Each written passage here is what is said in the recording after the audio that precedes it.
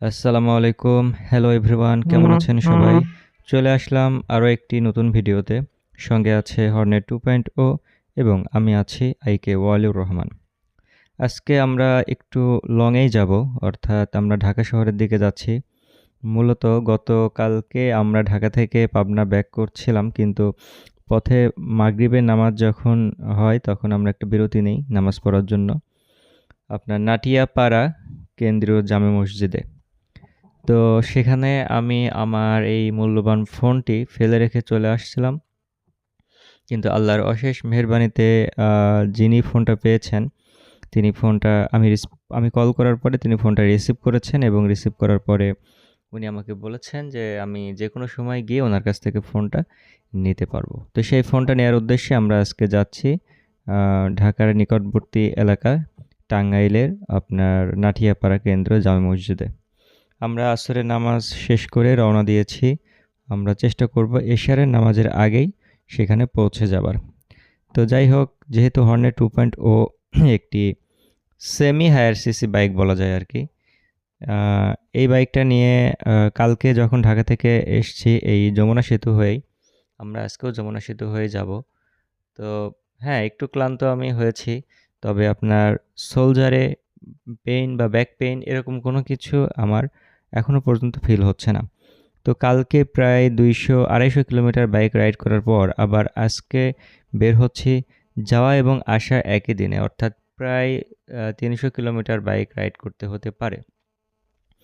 তো দেখা যাবে আজকে যদি আমার খুব একটা বেশি পেইন হয় তাহলে বোঝা যাবে যে এই বাইকটা নিয়ে মানে একদম দূরবর্তী লং রাইডে কেমন সার্ভিস দেবে।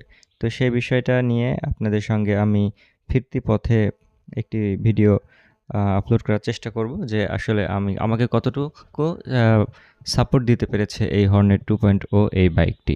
মানে ব্যাক টু ব্যাক 2 দিনে এত রাইড করার পরও আমার কোনো পেইন হচ্ছে কিনা সেটাই মূলত দেখার বিষয়। আরেকটা বিষয় হচ্ছে যে এই বাইকের একটা খুবই মজার একটা বিষয় আছে আপনার, সেটা হচ্ছে মাইলেজ। এখন এখন যদি আপনি 125 বা 150 সিরিজের যে বাইকগুলো আছে সেটার সঙ্গে যদি তুলনা করেন, সেখানেও আপনি এই বাইকটাকে যথেষ্ট ভালো জায়গায় রাখতে পারবেন, অর্থাৎ ভালো একটা মার্কিং করা যায় এই বাইকটিকে।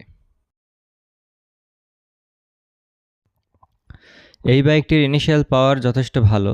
আপনি চাইলে বাস ট্রাককে খুব সহজেই ওভারটেকিং করতে পারবেন। আমি এখন ওভারটেক করতে চাচ্ছি না, কারণ আমি সামনে যেহেতু আমাকে আরও বেশি রাইড করতে হবে, অর্থাৎ প্রায় 300 কিলোমিটার মতো আজকে আমাকে রাইড করতে হবে। তাই এদিকে যেহেতু আমি চাইলেই ধীরে সুস্থে রাইড করতে পারবো, তাই আমি এখন ধীরে সুস্থে যাওয়ার চেষ্টা করছি। আর হচ্ছে যে আপনার ওই সিরাজগঞ্জ রোডের পর থেকে আমি চাইলেও খুব একটা বেশি ধীরে সুস্থে রাইড করতে পারবো না, কারণ সেখানে আমাকে মিনিমাম স্পিড 70 থেকে 75 এবং 80 রাখলে ভালো হয় আর কি। মানে হয় না এরকম যে আস্তে চালান সাবধানে চালান, কিন্তু ওইসব রোডগুলোতে আর আস্তে চালান সাবধানে চালাতে হবে, কিন্তু আস্তে চালানো যাবে না। ওইখানে প্রত্যেকটা গাড়ির স্পিড 80+ থাকে। তো যাই হোক, এই গাড়ি আপনার হচ্ছে কোনো দিক দিয়ে আপনি হতাশ হবেন বলে আমার মনে হয় না। তবে হ্যাঁ, কিছু সমস্যা যেটা আমি ফিল করি, অনেক পেইন দেয় আমাকে, সেটা হচ্ছে হেডলাইট, পেছনের সাসপেনশন। এটা সত্যিই হোন্ডার উচিত ছিল একটু ইমপ্রুভ করা। মানে হোন্ডার মতো একটা কোম্পানির কাছ থেকে এই ধরনের ইস্যু আসলে আশা করা যায় না। তো সব মিলিয়ে আমরা তো ব্রেকিং পিরিয়ড পার করে ফেলেছি এই বাইকটির। এখন আমরা অনেক বেশি লং রাইডে যাব। আপনাদের সঙ্গে আরও অনেক বেশি ভিডিও শেয়ার করতে পারবো। তো আপনারা ভালো থাকবেন, আমাদের জন্য দোয়া করবেন। আমার এই চ্যানেলটি সাবস্ক্রাইব করে দিবেন এবং ভিডিওটিতে একটি লাইক ও কমেন্ট করে দিবেন। জি, আসসালামু আলাইকুম রহমতুল্লাহ।